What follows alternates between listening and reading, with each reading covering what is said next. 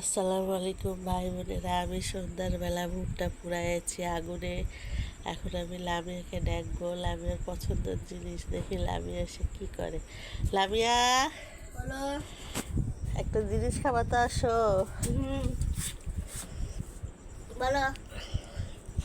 ওই যে কলা খাও। আমি কলা খাবো না। এই যে তোমার লাগে কলা এনেছি। না। কলা খাবা না? তাহলে একটা পছন্দের জিনিস আছে, কি জিনিস? দেখবা। চারপাশটা তুলো। ওয়াও, ভুট্টা।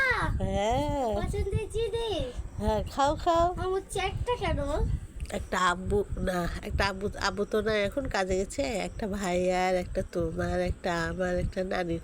কেমন লাগছে বলো তো? কি কি দিয়েছি ভুট্টা পুরানোর টাইমে? লবণ, আর তেল, আর গুঁড়ামরিচ। হ্যাঁ, এই জন্য সুস্বাদু লাগছে না?